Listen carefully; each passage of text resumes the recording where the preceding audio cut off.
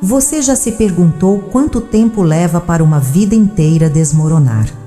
No meu caso, foram exatos 4 minutos e 17 segundos. Foi o tempo entre o toque estridente do telefone na parede da minha cozinha e o momento em que eu coloquei o fone de volta no gancho com as mãos tremendo e o coração partido. 4 minutos e 17 segundos para transformar Joana Pereira, a costureira respeitada da Rua das Acácias, em uma mulher completamente irreconhecível até para mim mesma. O cheiro de café recém-coado ainda pairava no ar daquela tarde de março de 1999. Eu tinha acabado de estender os lençóis brancos no varal do quintal, lençóis que lavava com tanto esmero, usando aquele amaciante de erva doce que o Beto dizia que deixava a nossa cama com cheiro de lar. Naquele dia, o telefone bege pendurado na parede da cozinha tocou enquanto eu remexia o feijão no fogão. Um toque que hoje entendo dividiu minha existência em 2 partes, o antes e o depois. Dona Joana, a senhora precisa saber uma coisa. A voz era feminina, mas desconhecida, um pouco trêmula, como quem reúne coragem. É sobre o Beto e a Sueli da Casa Amarela. A colher de pau ficou suspensa no ar, enquanto a voz do outro lado da linha despejava verdades que eu no fundo já suspeitava. O perfume diferente nas camisas dele, os telefonemas misteriosos na secretária eletrônica, as horas extras que nunca apareciam no contra-cheque, o desinteresse pelas minhas histórias do trabalho na confecção de lingerie da dona Vera. 16 anos de casamento reduzidos a uma traição com a vizinha da Casa Amarela, aquela que me trazia bolinhos por amizade e pedia açúcar emprestado. No momento em que desliguei o telefone, algo dentro de mim também se desconectou. Era como se uma chave tivesse sido virada, substituindo a Joana paciente que fazia crochê nas tardes de domingo e guardava dinheiro em envelope pardo para comprar uma máquina de lavar por uma mulher que eu nunca tinha conhecido antes, uma mulher capaz de qualquer coisa. O que aconteceu nos dias seguintes me levou para um caminho que eu jamais imaginei percorrer. Não foi apenas um casamento que se desfez, foi minha identidade inteira de dona de casa, a presidiária de esposa dedicada à mulher abandonada de cidadã, aquela que surtou. Olho para minhas mãos hoje aos 61 anos e vejo as mesmas linhas, as mesmas impressões digitais, mas sei que não são as mesmas mãos. As mãos que agora acariciam com ternura, as testas enrugadas dos idosos de quem cuido, já não conseguem fechar-se em punhos de raiva. Foram necessários 26 anos e uma temporada no inferno para eu aprender que às vezes é preciso perder tudo para realmente se encontrar. Antes daquele telefonema, minha vida tinha a precisão de um relógio suíço. Filha de lavradores de Itu, eu havia me casado aos 19 anos com Roberto Beto, que trabalhava como supervisor na metalúrgica da cidade. Nós nos conhecemos numa quermesse da Igreja Santo Antônio. Ele tinha 24 anos, um chevette amarelo financiado e um sorriso que fazia covinhas nas bochechas. Dizia que eu tinha mãos de fada quando me via costurando. Em 1999, Juliá, morávamos na nossa casa própria em Jundiaí há 5 anos. Uma construção simples, mas que representava todas as nossas economias e sonhos. 2 quartos, um jardim pequeno onde eu cultivava minhas dálias. Uma churrasqueira que Beto usava nos domingos para receber os colegas da metalúrgica.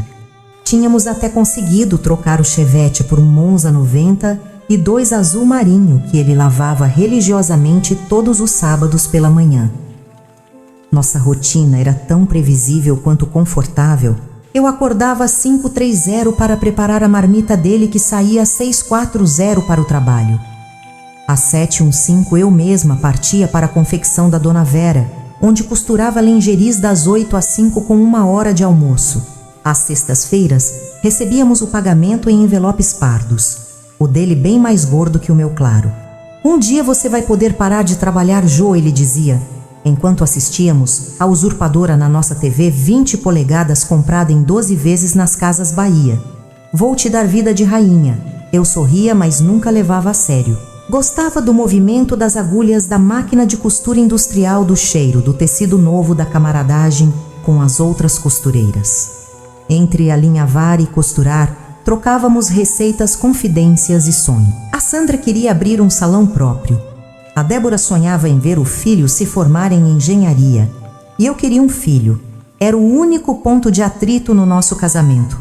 Depois de tantos anos tentando, os médicos do posto de saúde sugeriram exames mais detalhados, mas Beto se recusava a fazê-los. Isso é coisa que Deus manda quando tem que mandar, dizia encerrando o assunto. Eu havia me conformado. Compensava enchendo a casa de vasos de plantas e criando 2 gatos recolhidos da rua, o Romeu e a Julieta. Também dedicava meus domingos à catequese na igreja. Ensinava crianças de 8 a 10 anos a rezarem o terço e conhecerem as histórias da Bíblia. Era uma vida simples, mas que me parecia completa. Nossa rua era tranquila, daquelas onde todos se conhecem pelo nome. As vizinhas trocavam receitas, cuidavam das crianças umas das outras e sabiam exatamente quem estava de dieta ou tinha brigado com o marido. Quando a Sueli se mudou para a casa amarela da esquina em outubro de 1998, fui a primeira a levar um bolo de fubá para dar as boas-vindas. Você sempre tão gentil, dona Joana. Ela disse com um sorriso que, agora percebo, tinha algo de calculista. Se todas as vizinhas fossem como a senhora, o mundo seria mais bonito. Sueli tinha 30 e poucos anos, era separada, tinha cabelos tingidos de loiro e sempre usava batons em tons de vermelho que eu jamais teria coragem de usar. Trabalhava como recepcionista numa clínica médica particular e nas horas vagas vendia cosméticos de porta em porta. Foi assim que começou a frequentar nossa casa com regularidade, trazendo amostras de cremes e perfumes para eu experimentar. Esse é a cara do Beto, dizia, espalhando uma colônia em meu pulso.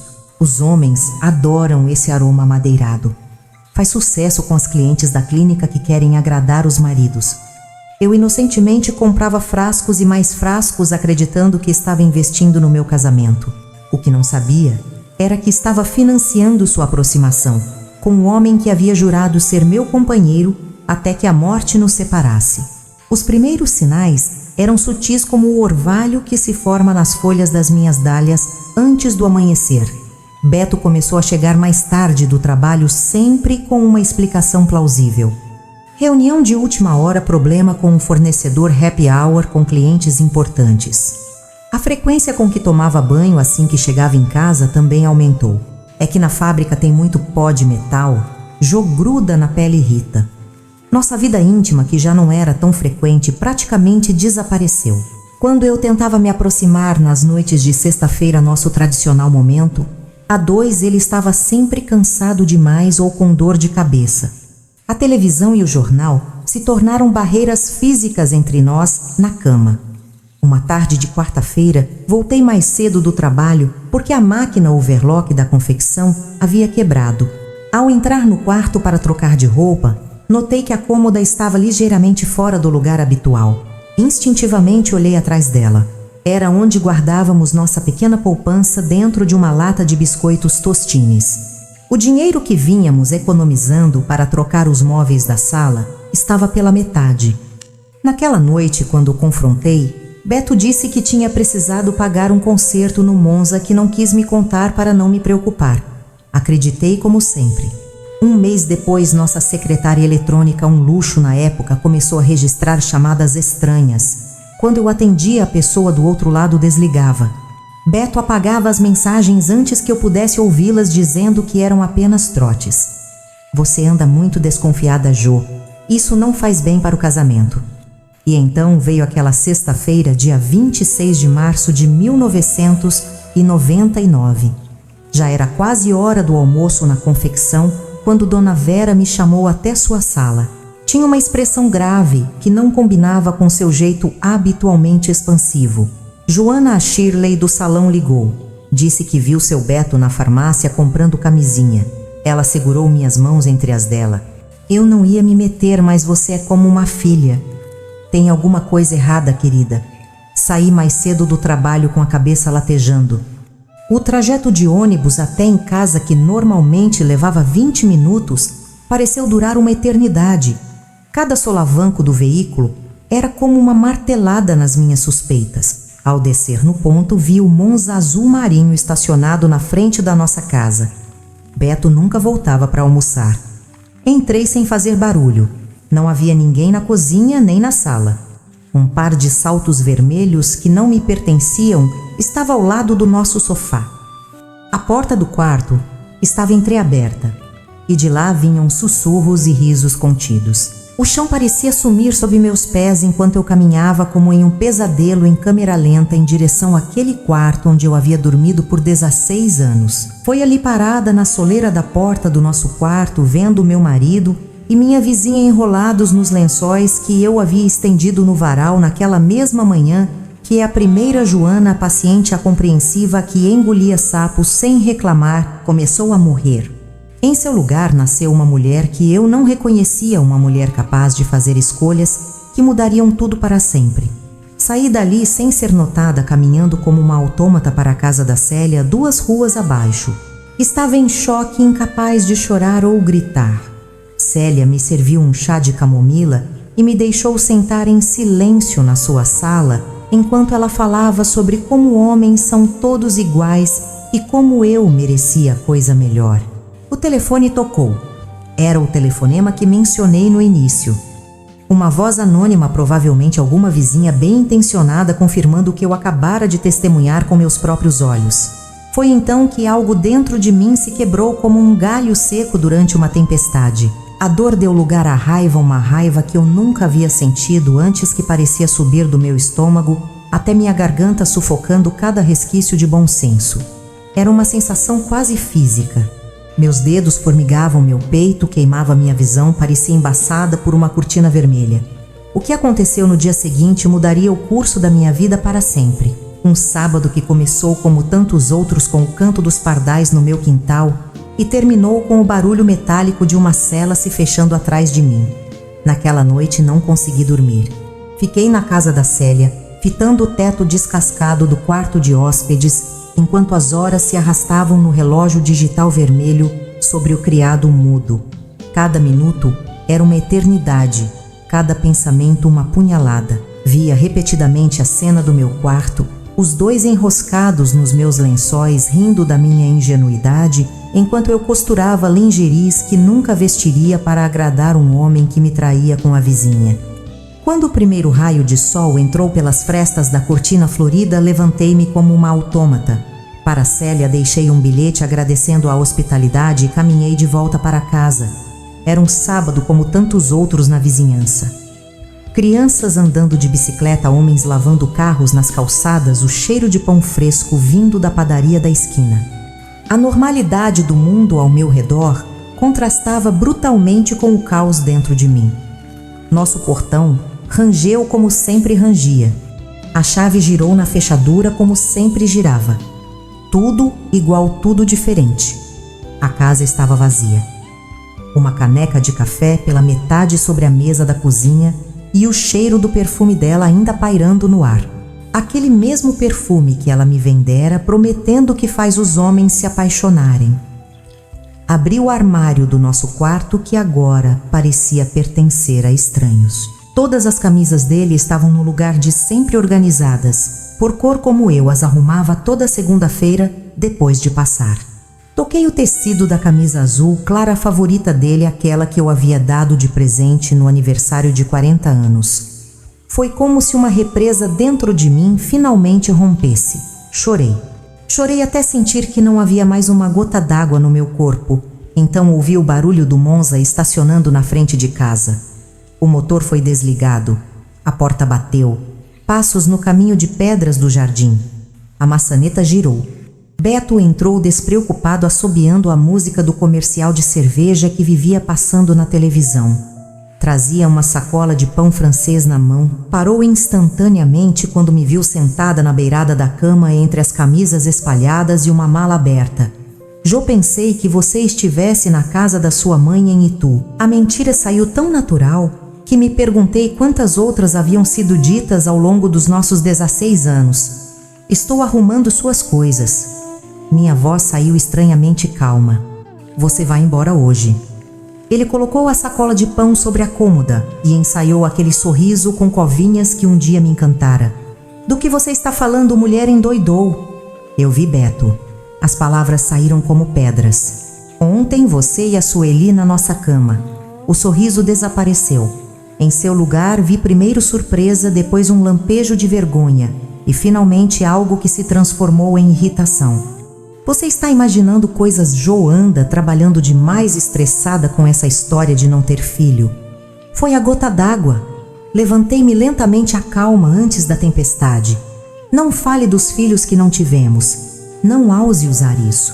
Ele passou a mão pelos cabelos num gesto que eu conhecia bem. Fazia isso quando estava nervoso, quando precisava ganhar tempo para elaborar mais uma mentira. Escuta, Jo, você está confusa. Eu e a Sueli somos apenas amigos. Ela tem me ajudado com umas coisas, só isso. Que coisas, Beto? Que coisas um homem casado precisa da ajuda de uma vizinha solteira na nossa cama sem roupa? Ele mudou de estratégia, sua expressão endurecendo. E se for o que você vai fazer? Você acha que é fácil viver com uma mulher que só pensa em trabalho e igreja, que não consegue nem me dar um filho? Cada palavra era uma bofetada. 16 anos reduzidos a isso. Culpa por não ter engravidado, por trabalhar, por frequentar a igreja, como se meus defeitos justificassem sua traição. Sabe há quanto tempo estamos juntos, eu e a Sueli? Ele deu um passo em minha direção agora com um brilho desafiador nos olhos. Quase 8 meses. 8 meses e você nem percebeu. Tão ocupada com suas linhas e agulhas, tão preocupada com os problemas das suas amigas da confecção. 8 meses desde antes de ela se mudar para a Casa Amarela, o tempo todo enquanto eu comprava seus produtos. Enquanto ela sorria para mim, enquanto tomávamos café juntas nas manhãs de sábado. E sabe de uma coisa? Ele continuou agora claramente querendo me machucar. Ela está grávida 2 meses já. O filho que você nunca conseguiu me dar. O mundo pareceu parar por um instante. O ar ficou pesado demais para respirar. Grávida. A vizinha carregava o filho do meu marido, o filho que deveria ter sido meu, o filho pelo qual eu havia chorado tantas noites. Não me lembro exatamente do momento em que peguei o abajur de porcelana da mesa de cabeceira, nem de quando o arremessei contra a parede a poucos centímetros da cabeça dele. Lembro vagamente de gritar palavras que nunca pensei que sairiam da minha boca. Eu, catequista filha de Maria, sai da minha casa agora. Ele não saiu. Em vez disso, aproximou-se com o rosto contorcido de raiva. Sua casa, eu paguei por cada tijolo desse lugar. Você acha que suas misérias de costureira pagaram o quê? O vaso sanitário no máximo. Foi quando tudo explodiu. A Joana controlada, a mulher que havia engolido 16 anos de frustrações e sonhos adiados, simplesmente deixou de existir. Em seu lugar, surgiu uma criatura movida por pura fúria, uma força da natureza impossível de conter. O que aconteceu em seguida foi um borrão de gritos, objetos quebrados e acusações. Lembro-me de empurrar-lo para fora do quarto, de jogar suas roupas pela janela de ver-lo tentar me segurar enquanto eu destruía o porta-retratos do nosso casamento. A cada segundo a raiva crescia, alimentada por cada lembrança de sacrifício, cada noite em que esperei acordada, cada mentira que engoli por amor. Quando a campainha tocou, não ouvi. Quando bateram à porta, não atendi.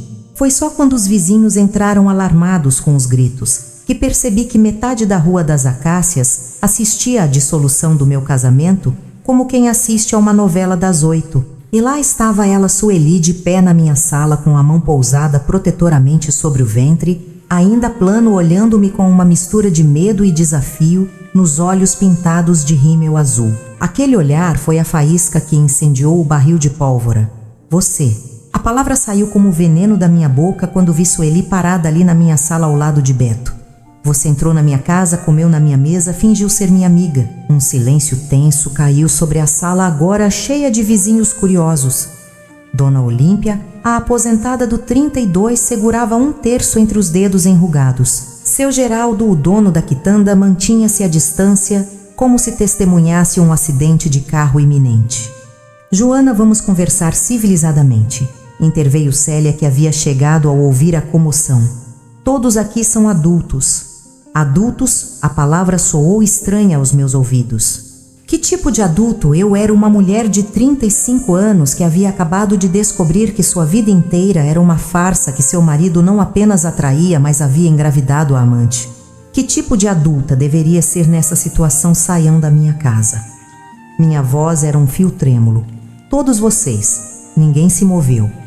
Em vez disso, Beto aproximou-se de Sueli, passando o braço ao redor de seus ombros em um gesto protetor que me dilacerou por dentro. Aquele gesto, mais do que qualquer palavra, selou o fim do meu casamento. Nunca em 16 anos ele havia me defendido daquela maneira. Jô, seja razoável, ele disse como quem fala com uma criança. Eu vou pegar minhas coisas e a gente resolve isso depois com calma. Comecei a rir, um riso histérico descontrolado que assustou até a mim mesma. Razoável, razoável. As lágrimas escorriam pelo meu rosto enquanto eu ria. Seu desgraçado, você me traiu, engravidou ela e ainda quer que eu seja razoável. Olha como você fala. Sueli deu um passo à frente, olhos faiscando. Ele não te traiu por acaso. Você nunca deu atenção para ele, sempre ocupada com suas coisas, nunca conseguiu dar um filho para o homem. Ele merece alguém que o... Não sei exatamente o que aconteceu. Foi como se algo rompesse dentro de mim, como um dique cedendo sob pressão extrema. Em um momento eu estava parada no meio da sala. No seguinte, minhas mãos agarravam os cabelos loiro-oxigenados de Sueli. Os gritos dela se misturavam aos meus, às exclamações chocadas dos vizinhos, aos apelos de Beto. Senti braços me puxando para trás, tentando me separar dela. Sueli cambaleou para longe, segurando o rosto onde minhas unhas haviam deixado marcas vermelhas. Seu olhar mudou de desafio para medo puro. Você está louca, louca, ela gritou tremendo enquanto Beto a amparava. Eu vou processar você. Vou chamar a polícia. Olha o que você fez comigo, sua desequilibrada. Foi quando percebi que tinha atravessado uma linha sem volta. Não era mais a Joana que todos conheciam, a paciente, a compreensiva mulher que sentava no primeiro banco da igreja aos domingos. Tinha me transformado em uma pessoa capaz de atos que jamais imaginei. Meu corpo todo tremia, meu coração batia tão forte que sentia como se fosse explodir no peito. A adrenalina circulava nas minhas veias, deixando minhas mãos formigando e minha visão turva. Na minha mente, imagens se sucediam em um turbilhão. Beto e eu, no altar, nossos planos para o futuro. As tentativas frustradas de engravidar, o dinheiro que economizamos para comprar a casa.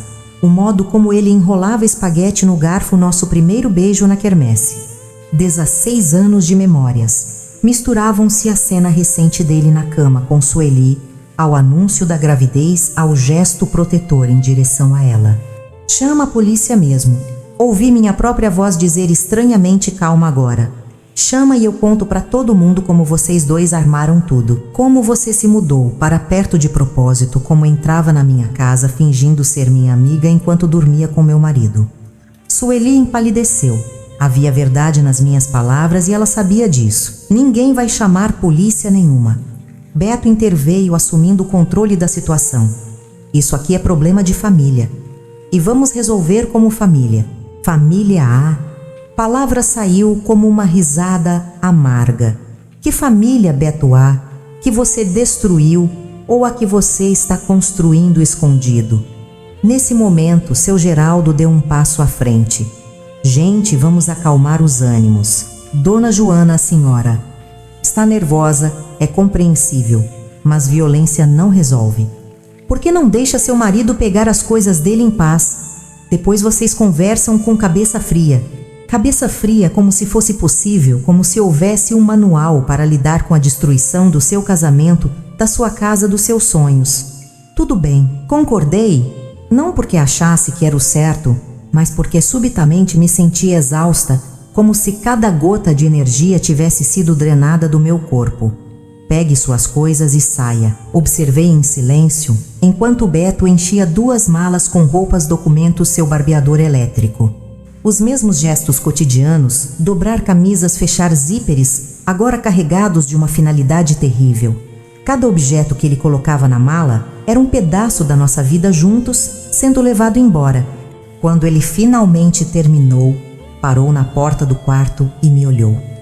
Por um momento, vi no seu rosto algo parecido com arrependimento, talvez até carinho. 16 anos não se apagam completamente mesmo nas piores circunstâncias. Joe, eu. Vai embora, interrompi, incapaz de ouvir o que quer que ele fosse dizer. Só vai. E ele foi de mãos dadas com Sueli carregando 2 malas com 16 anos da nossa vida. Os vizinhos se dispersaram, alguns me lançando olhares de pena, outros de reprovação. Célia ficou até o final ajudando-me a limpar os cacos de vidro e porcelana espalhados pelo chão, testemunhas silenciosas da minha fúria. Quando a última pessoa saiu e fechou a porta, o silêncio que caiu sobre a casa foi ensurdecedor. Um silêncio pesado, vivo, que parecia pressionar meus ouvidos e esmagar meu peito. Caminhei pela sala, pela cozinha, pelo quarto, por cada cômodo daquela casa que agora parecia pertencer a outra pessoa. Os espaços antes preenchidos pela presença dele agora escancaravam sua ausência. Sentei-me na beirada da cama, nossa cama, e finalmente permiti que o impacto total do que havia acontecido me atingisse. Não foram apenas lágrimas que vieram, mas um choro primitivo visceral que parecia arrancar pedaços de mim. Chorei pela mulher que eu havia sido, pela ingenuidade perdida, pelos sonhos destruídos. Chorei pelo filho que nunca tive e que agora outra carregava. Chorei até que meus olhos ardessem e minha garganta doce, até que não houvesse mais lágrimas, apenas um vazio pulsante onde antes existia meu coração. Naquela noite deitei-me no sofá, incapaz de dormir na cama que agora parecia contaminada. No teto as sombras dançavam, formando padrões que pareciam zombar de mim. Como você não percebeu? Como foi tão cega? 8 meses, Joana. 8 meses. Foi a noite mais longa da minha vida. Uma noite em que morri e renasci várias vezes, em que revivi cada momento do meu casamento, buscando sinais que não vi, pistas que ignorei. Uma noite em que jurei nunca mais ser feita de tola, nunca mais confiar, nunca mais amar. Uma noite em que a Joana dócil, confiante e otimista foi enterrada, dando lugar a uma mulher desconfiada, amargurada e ferida. O que eu não sabia é que o pior ainda estava por vir, que aquela noite de insônia era apenas o prelúdio de uma tempestade que arrasaria tudo o que restava da minha vida. O domingo amanheceu com um sol impiedoso que parecia zombar da escuridão dentro de mim. Não fui à igreja. Eu, que nunca havia faltado a uma missa em anos, não consegui imaginar-me sentada no primeiro banco, recebendo olhares de pena ou pior, de julgamento. A cidade pequena tem isso. Em poucas horas todos sabem de tudo e as histórias crescem como massa de pão com fermento demais. Passei o dia alternando entre estados de apatia profunda e surtos de atividade frenética. Ora estava imóvel no sofá fitando o vazio, ora limpava gavetas jogando fora tudo que me lembrasse Beto. Fotos de casamento, cartões de aniversário, relógio de pulso quebrado que ele nunca consertou. Tudo foi parar em sacos de lixo pretos. Por volta das 5 da tarde a campainha tocou. Era Padre Marcelo com seu rosto bondoso marcado pela preocupação. Joana, senti sua falta na missa hoje, ele disse, sentando-se na poltrona da sala. Os fiéis comentaram sobre o ocorrido. Claro que comentaram. Provavelmente foi o assunto principal depois da comunhão. Melhor que qualquer novela das 8. Padre e eu. As palavras faltaram. Como explicar que o catequista exemplar havia agarrado os cabelos de uma mulher grávida na frente de meia vizinhança?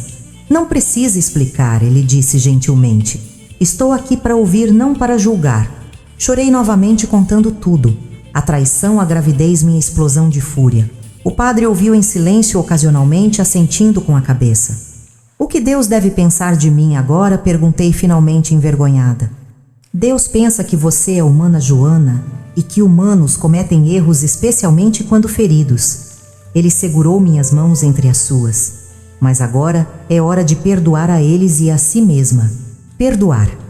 A palavra soou oca, impossível. Como perdoar quem destruiu tudo o que construí? Como perdoar a mim mesma por me transformar em alguém que não reconheço? Depois que o padre saiu, prometi a mim mesma que tentaria seguir em frente. Segunda-feira voltaria à confecção, retomaria minha rotina, reconstruiria minha vida tijolo por tijolo como havia feito com a casa. Adormeci com essa resolução exausta demais para sonhar. A manhã de segunda trouxe uma surpresa desagradável. Ao abrir a porta para ir trabalhar, encontrei 2 viaturas da polícia estacionadas na frente da casa. Um oficial aproximou-se com expressão grave. Senhora Joana Pereira, A senhora está sendo intimada por agressão à senhora Sueli Oliveira. Fiquei paralisada, o sangue gelando nas veias. Agressão mas. A senhora terá a oportunidade de se defender, mas precisamos que nos acompanhe até a delegacia. Foi surreal. Eu, Joana Pereira, 35 anos, costureira catequista, sem nem mesmo uma multa de trânsito no currículo, sendo escoltada para uma viatura policial sob os olhares curiosos dos vizinhos. Vi Dona Olímpia persignando-se na janela. Vi crianças interrompendo o jogo de bola para apontar. Vi seu Geraldo balançando a cabeça em desaprovação. Na delegacia, fui informada de que Sueli havia registrado queixa por lesão corporal. Segundo ela, eu a havia atacado violentamente, causando escoriações e colocando em risco a gravidez. Pior, ela alegava que eu havia ameaçado matá-la e ao bebê. Isso é mentira, exclamei chocada. Eu nunca ameacei ninguém. O delegado, um homem de meia idade com olheiras profundas, me olhou com uma mistura de cansaço e ceticismo. Senhora, temos testemunhas que confirmam que a senhora estava descontrolada e a vítima apresenta marcas físicas consistentes com a agressão.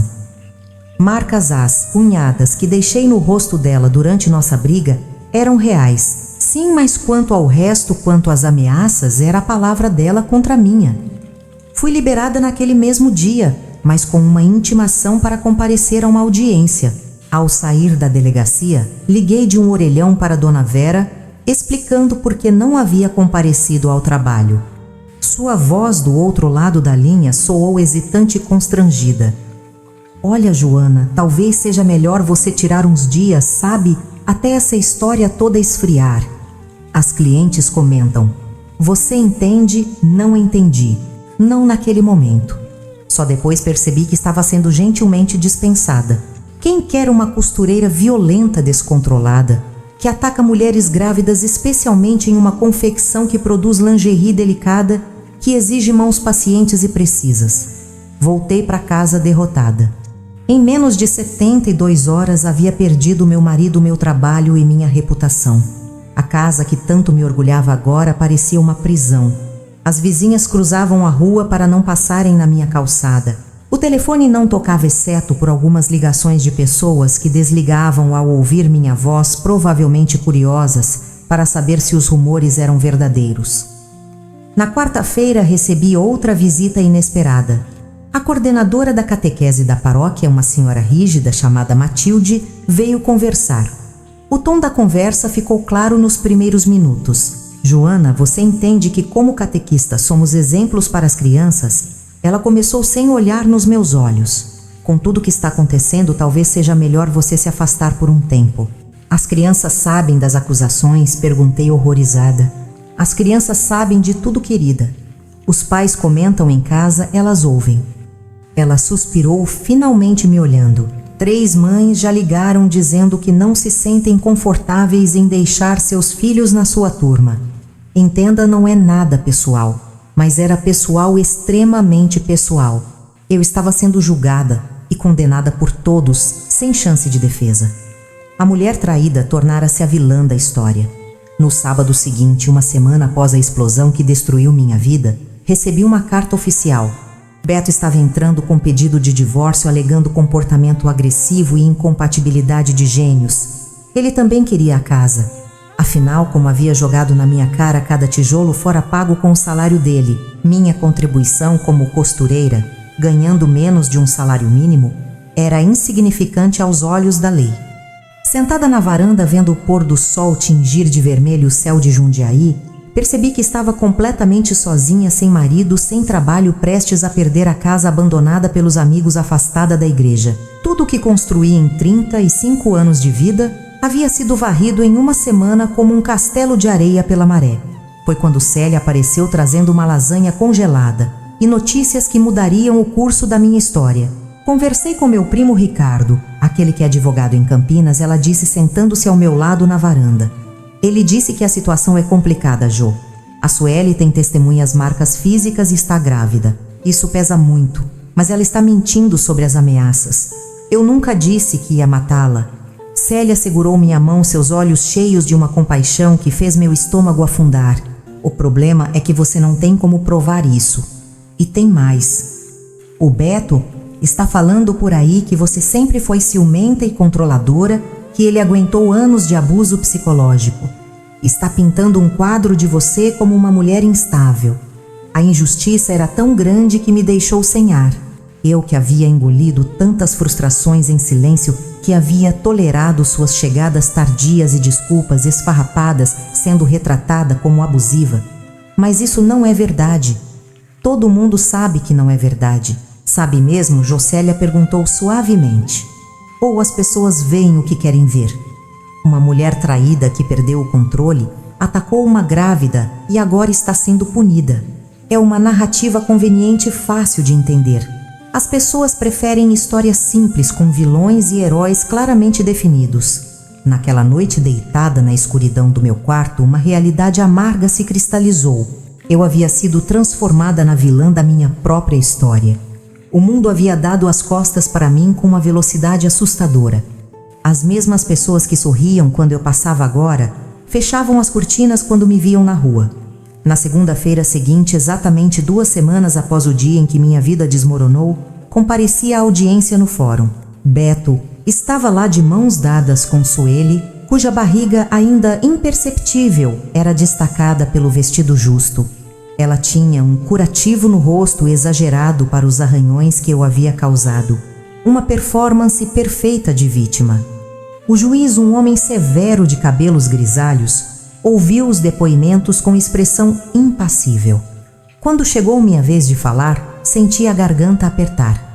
Como explicar que aquela explosão de fúria havia sido um momento isolado em uma vida inteira de contenção?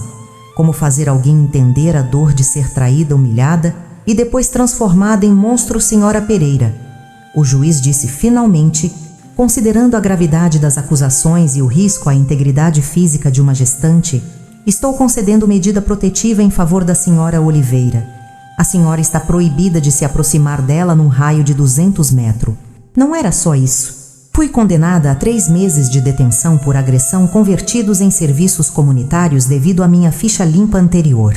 O pedido de divórcio seguiria seu curso com grandes chances de Beto ficar com a casa. Saí do fórum atordoada, incapaz de processar tudo o que havia acontecido.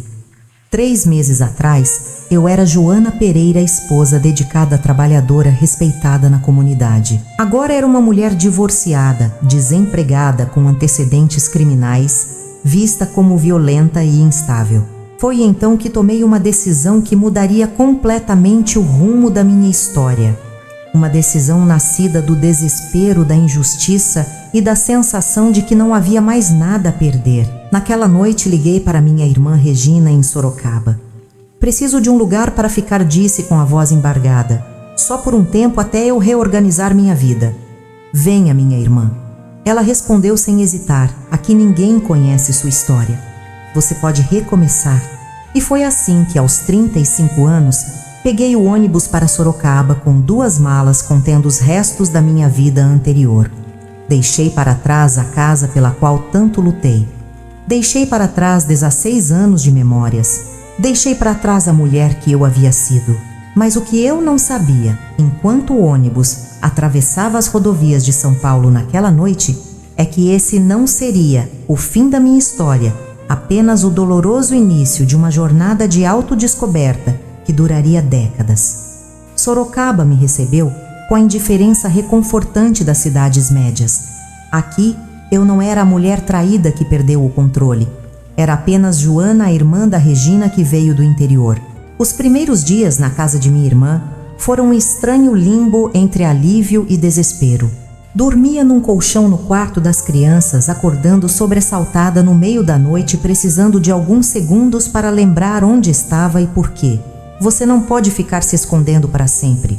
Regina disse no café da manhã 2 semanas depois da minha chegada. Precisa encontrar um trabalho, reconstruir sua vida. Ela estava certa, claro. O dinheiro que trouxe economias de anos escondidas numa lata de achocolatado não duraria muito. Além disso, o vazio dos dias se arrastava como uma eternidade, sem máquina de costura, sem compromisso, sem propósito. As horas se acumulavam pesadas enquanto eu ajudava nos afazeres domésticos, tentando não ser um fardo. Meu primeiro emprego em Sorocaba foi como faxineira na escola municipal. A diretora amiga de Regina me contratou sem fazer muitas perguntas sobre meu passado. O salário era mínimo, mas suficiente para alugar um quartinho nos fundos da casa de Dona Odete, uma senhora viúva que alugava cômodos para complementar a aposentadoria. "Você costura?" "Não é?", perguntou Dona Odete, depois de me ver remendando uma blusa. "Tem uma Singer antiga guardada se quiser usar." Aquela máquina de costura com seu pedal de ferro e ruído característico tornou-se minha primeira âncora na nova vida. Comecei fazendo pequenos concertos para vizinhos, bainhas, zíperes, quebrados, botões soltos. Trabalhava durante o dia na escola e costurava à noite à luz de um abajur amarelado, enquanto o rádio tocava músicas do Roberto Carlos e da Roberta Miranda. O dinheiro era curto, mas eu estava sobrevivendo. Até que 3 meses após minha chegada, recebi uma intimação judicial. Era o divórcio finalizado e, como esperado, Beto ficou com a casa. Minha parte, uma quantia irrisória que mal cobriria 2 meses de aluguel, seria depositada em conta bancária. Naquela noite, sentada na cama estreita do meu quartinho, chorei como não chorava desde a infância. Não pela perda material, mas pela enormidade do que havia acontecido. Em poucos meses, perdi tudo o que construí em 16 anos. Meu nome na pequena cidade onde cresci agora estava associado à violência e ao escândalo. "A senhora tem família?", perguntou a diretora da escola um dia enquanto eu limpava as janelas da secretaria. Minha irmã, respondi brevemente, evitando prolongar a conversa. "Não digo o marido, filho", senti o familiar nó na garganta. "Sou divorciada sem filhos." A expressão dela mudou sutilmente, uma mistura de curiosidade e pena que eu aprenderia a reconhecer nos olhares das pessoas. Na Sorocaba de 1999, uma mulher divorciada aos 35 anos ainda era objeto de especulações, especialmente uma sem filhos, que apareceu de repente com poucas explicações sobre seu passado. No meu 2º mês na escola, presenciei uma cena que me abalou profundamente. No pátio, durante o intervalo, uma menina de aproximadamente 10 anos estava encurralada por 3 colegas mais velhas. Elas puxavam seu cabelo e riam enquanto ela chorava impotente. "Ei, parem com isso!" Gritei, correndo em sua direção com o esfregão ainda na mão. As meninas mais velhas dispersaram, mas não sem antes lançarem olhares desafiadores. A garotinha, ainda soluçando, me olhou com uma gratidão que me desarmou. "Obrigada", ela murmurou, enxugando as lágrimas. "Qual seu nome?", perguntei, abaixando-me para ficar na sua altura. "Larissa." "Por que elas estavam implicando com você, Larissa?" Ela baixou os olhos envergonhada. "Porque meu pai foi embora de casa." "Elas dizem que ele foi porque ninguém gosta de mim." Algo se quebrou dentro de mim. Vi naquela criança o reflexo do meu próprio desamparo, da minha própria dor injustificada. "Isso é mentira", disse firmemente, segurando suas mãozinhas trêmulas. "Às vezes os adultos fazem escolhas ruins, mas nunca é culpa das crianças." Depois daquele dia, Larissa começou a me procurar nos intervalos. Sentava-se perto de onde eu limpava, contando histórias da escola, mostrando seus desenhos.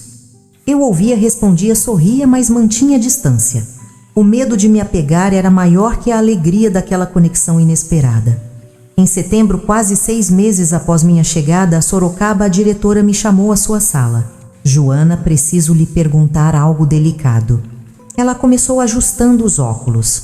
Notei sua aproximação com a Larissa. "A menina claramente se afeiçoou a você." Meu coração gelou. Imaginei acusações, mal entendidos, mais um julgamento. "Eu apenas converso com ela durante meu trabalho", expliquei defensivamente. "Não estou questionando isso", a diretora sorriu. "Na verdade, queria convidar você para algo.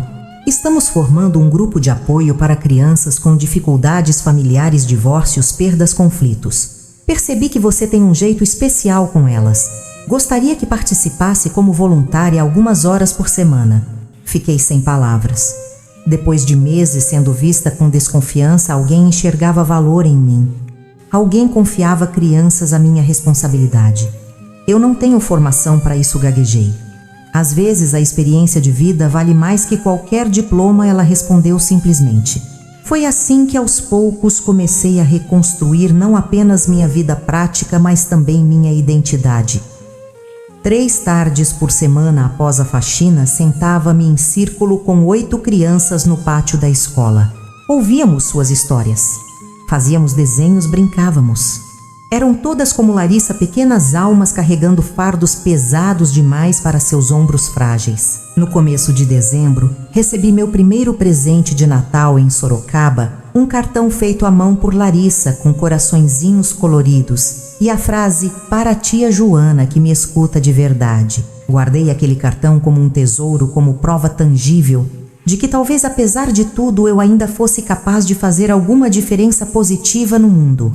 Mas a vida tem um jeito cruel de nos lembrar de nossas feridas não cicatrizadas. Na festa de Natal da escola, enquanto as crianças apresentavam uma peça para os pais, avistei um homem que lembrava vagamente o Beto. Mesmo sabendo que não era ele, senti o familiar aperto no peito, a raiva ressurgindo como lava de um vulcão adormecido. Saí correndo para o banheiro, tremendo incontrolavelmente. No espelho vi o reflexo de uma mulher assustada, ainda prisioneira do passado. Por mais que tentasse construir uma nova Joana, a antiga ferida traída, humilhada, ainda estava lá gritando por vingança. Foi então que percebi sobreviver não era o suficiente. Eu precisava realmente sarar. O ano novo de 2000 chegou com aquele entusiasmo artificial do novo milênio. Enquanto todos celebravam o futuro, eu me agarrava desesperadamente ao presente, tentando não ser sugada de volta ao passado. Minha resolução para o novo ano era simples e ambiciosa: me tornar uma pessoa em paz. Você precisa conversar com alguém, insistiu Regina durante um almoço de domingo. Não é normal ainda acordar chorando depois de tanto tempo. Estou bem, menti automaticamente. A verdade era demasiado complicada. Eu não estava bem, mas também não sabia como pedir ajuda. Em fevereiro, após mais um pesadelo em que perseguia Beto e Sueli pelos corredores intermináveis de uma casa estranha, decidi seguir o conselho de minha irmã. O posto de saúde do bairro oferecia atendimento psicológico gratuito uma vez por semana. Relutante, marquei uma consulta. A psicóloga Dra. Amanda era mais jovem do que eu esperava, talvez uns 30 anos, cabelos curtos, óculos redondos. Seu consultório improvisado no posto de saúde tinha apenas 2 cadeiras, uma mesinha e um cartaz sobre vacinação na parede descascada. "Por que você está aqui hoje, Joana?", perguntou ela após as apresentações. A pergunta simples e direta derrubou todas as defesas que eu havia construído. As palavras saíram numa torrente descontrolada. Contei sobre Beto, a traição, minha explosão, o julgamento injusto, a fuga para Sorocaba. Quando terminei, estava ofegante como se tivesse corrido quilômetros. "Você está com raiva?", ela observou calmamente. "Não estou mais", protestei. "Já superei isso." Ela sorriu levemente. "Joana, você apertou tanto os punhos enquanto falava que suas unhas deixaram marcas nas suas palmas." Olhei para minhas mãos e vi as pequenas meias luas vermelhas impressas na pele. Não havia percebido a tensão em meu próprio corpo. "A raiva não é algo ruim", continuou doutora Amanda. "É como a febre, um sintoma de que algo precisa de atenção. O problema é quando ela se torna crônica, quando começa a consumir quem somos." Aquelas sessões quinzenais no posto de saúde tornaram-se âncoras na minha nova rotina. Pela primeira vez tinha um espaço onde podia ser completamente honesta sobre meus sentimentos mais sombrios sem medo de julgamentos. Doutora Amanda me ensinou técnicas de respiração para os momentos de ansiedade, me emprestou livros sobre autoconhecimento, me incentivou a escrever um diário. Minha primeira tentativa de superação foi através da escrita. Todas as noites antes de dormir, registrava meus pensamentos num caderno de capa dura que comprei na papelaria perto da rodoviária. No início, as palavras saíam duras, mecânicas. Gradualmente, tornaram-se um rio de emoções reprimidas. Raiva, sim, mas também vergonha, culpa, arrependimento, medo. Hoje sonhei que voltava a Jundiaí, escrevi em uma das entradas de março. Estava na porta da minha antiga casa, mas não conseguia entrar. A chave não encaixava na fechadura. Acordei chorando. Os sonhos eram persistentes. Às vezes era eu quem era atacada. Às vezes eu atacava Sueli novamente. Outras vezes eu simplesmente voltava para casa e tudo estava como antes, como se nada tivesse acontecido. Em abril, tive minha primeira grande recaída. Era aniversário de casamento ou seria se ainda estivéssemos juntos? 17 anos deveriam ter sido comemorados naquele dia. Em vez disso, estava sozinha no meu quartinho alugado, dobrando roupas recém-passadas. O telefone público no corredor tocou. Dona Odete atendeu e me chamou. É sua irmã, disse entregando-me o fone. A voz de Regina soava estranha e hesitante. Jô, preciso te contar algo. Ouvi dizer que, bem o Beto e a Sueli tiveram o bebê um menino. O mundo parou. Por um instante, não consegui respirar como se todo o oxigênio tivesse sido sugado da atmosfera. O filho que Beto nunca quis ter comigo, sempre adiando, sempre com uma desculpa agora, estava nos braços de outra mulher. Não lembro exatamente o que fiz depois. Sei que desliguei o telefone, agradeci a Dona Odete e voltei para meu quarto. Lembro-me de sentar na cama muito ereta, como se qualquer movimento brusco pudesse me quebrar em 1000 pedaços. Então veio a crise, uma explosão de raiva tão intensa que me assustou. Amassei lençóis, mordi travesseiros para abafar gritos, quebrei meu porta-retratos barato. A certa altura, encontrei-me batendo a cabeça repetidamente contra a parede, como se pudesse expulsar à força as imagens de Beto, segurando um bebê de Sueli, amamentando da família perfeita que deveria ter sido minha. Foi Dona Odete quem me encontrou alertada pelo barulho. Ela não fez perguntas, apenas me abraçou forte enquanto eu soluçava destruída. Quando me acalmei, preparou um chá de camomila e sentou-se comigo na pequena cozinha comunitária. Sabe, minha filha, ela disse, sua voz rouca pela idade, trazendo um estranho conforto. A dor é como uma visita indesejada. Não adianta trancar a porta, ela já está dentro de casa. O jeito é dar um lugar para ela sentar, oferecer um café, deixar lá dizer o que veio dizer. Só assim ela vai embora. Na semana seguinte, confessei minha recaída a Adra. Amanda, sinto-me tão fraca, admiti envergonhada. Achei que estava melhorando. A recuperação não é linear, ela explicou pacientemente. Terão dias bons e dias ruins. O importante é que você agora reconhece os gatilhos. Mas o incidente me deixou abalada. Percebi que, apesar de todas as tentativas, o fantasma do meu passado ainda me assombrava. A raiva que eu tentava tão desesperadamente suprimir encontrava maneiras de se manifestar. Minha segunda tentativa de superação veio através da religião. Embora tivesse me afastado da Igreja Católica após o incidente em Jundiaí, a vergonha era grande demais para enfrentar a comunidade e a fé. Sempre fora uma parte importante da minha vida. Em maio, comecei a frequentar uma pequena igreja evangélica perto do mercado municipal. O pastor Gideão, um senhor de cabelos grisalhos e sorriso gentil, falava sobre perdão de uma maneira que me tocava profundamente. O perdão não é para o outro, ele dizia durante os cultos. É um presente que você dá a si mesmo. Por algumas semanas, senti-me genuinamente melhor. Cantava os hinos com fervor, participava dos estudos bíblicos nas terças-feiras, encontrava consolo nas palavras de compaixão. Até que durante uma reunião de mulheres, o assunto inevitavelmente chegou às nossas histórias pessoais. Meu marido me abandonou por outra, compartilhei sentindo-me segura naquele círculo de mulheres. Foi difícil. E você o perdoou, irmã? Perguntou uma senhora de expressão severa. Hesitei. Estou tentando. Lembre-se do que Jesus disse sobre perdoar 70x7, interveio outra. As mulheres começaram a compartilhar histórias de reconciliações milagrosas de esposos que voltaram arrependidos de casamentos restaurados pela fé. Uma delas sugeriu que eu escrevesse uma carta para Beto, expressando perdão, abrindo o caminho para uma possível reconciliação. Saí daquela reunião profundamente perturbada. Será que estava fazendo tudo errado? Será que deveria buscar reconciliação em vez de cura? A ideia me deixou nauseada. Não preciso voltar para ele para provar que o perdoei. Desabafei para Drá. Amanda na sessão seguinte. Perdão e reconciliação são coisas diferentes. Ela concordou. Você pode perdoar alguém e ainda assim escolher não tê-lo mais em sua vida. Aquela conversa foi iluminadora. Percebi que estava confundindo conceitos, pressionando-me a sentir coisas que não sentia, a alcançar um estado de perfeição espiritual impossível. Parei de frequentar aquela igreja, embora mantivesse minha fé pessoal. Comecei a entender que minha jornada de cura seria única. Não haveria fórmulas mágicas ou atalhos. O inverno de 2000 chegou frio e cinzento. Completei 1 ano em Sorocaba, sobrevivendo dia após dia, tentando reconstruir algo que nem eu mesma sabia o que era.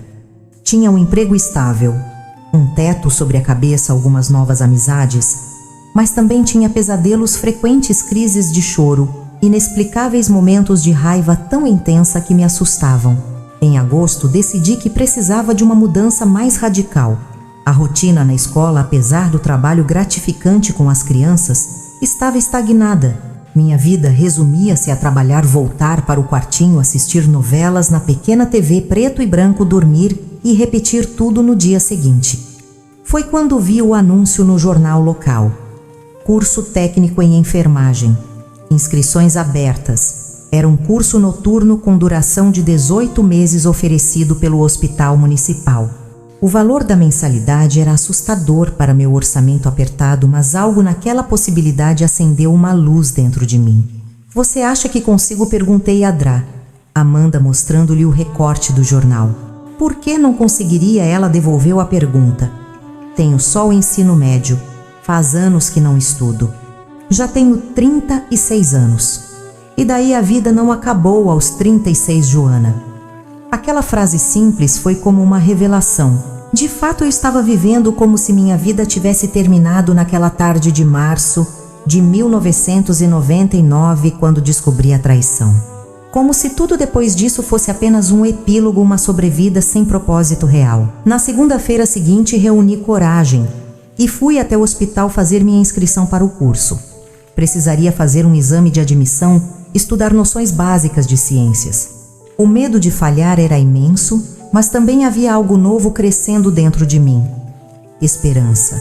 Pedi horas extras na escola para conseguir pagar o material preparatório. Passei a estudar todas as noites, revisando conceitos esquecidos, aprendendo outros pela primeira vez. Regina me emprestou uma calculadora. Dona Odete ofereceu a mesa da cozinha para meus estudos noturnos, já que a iluminação era melhor que no meu quartinho. A véspera da prova foi agonizante. Revisei freneticamente minhas anotações. Tentei memorizar fórmulas, nomes científicos, procedimentos. O medo do fracasso era tão grande que mal consegui dormir. A sala de exame estava lotada, mais de 50 candidatos para 20 vagas. Jovens recém-formados no ensino médio, profissionais buscando recolocação, pessoas como eu tentando uma segunda chance. A prova durou 3 horas tensas, durante as quais oscilei entre a certeza de estar indo bem e o pânico de estar falhando miseravelmente. 2 semanas depois, a lista de aprovados foi afixada no mural do hospital. Empurrei-me através da multidão ansiosa, coração batendo tão forte que podia ouvi-lo. Percorri os nomes 1, 2, 3 vezes. Joana Maria Pereira, 17 grau lugar. Por um instante achei que havia lido errado. Pedi a uma moça ao lado para confirmar. "É, seu nome está aqui. Parabéns." Saí do hospital caminhando como em transe. As lágrimas vieram sem aviso, não de tristeza ou raiva, como havia se tornado comum, mas de uma alegria tão pura, tão inesperada, que quase doía. Pela primeira vez em quase 2 anos, senti que talvez, apenas talvez, o futuro pudesse guardar algo mais que sobrevivência. Aquela noite escrevi em meu diário: "Hoje fui aprovada no curso de enfermagem. Hoje finalmente comecei a acreditar que posso ser mais do que a mulher que perdeu tudo." O que eu não sabia era que aquela pequena vitória seria apenas o começo de uma transformação muito maior e que os desafios mais difíceis ainda estavam por vir. O curso de enfermagem começou em outubro de 2000. Nas primeiras semanas senti-me completamente deslocada. A maioria dos alunos era pelo menos 10 anos mais jovem que eu. Dominavam o vocabulário técnico com facilidade, faziam anotações rápidas, participavam ativamente das discussões. Eu, sentada no fundo da sala, lutava para acompanhar, para entender termos que nunca tinha ouvido, para superar o medo paralisante de fazer perguntas e parecer ignorante.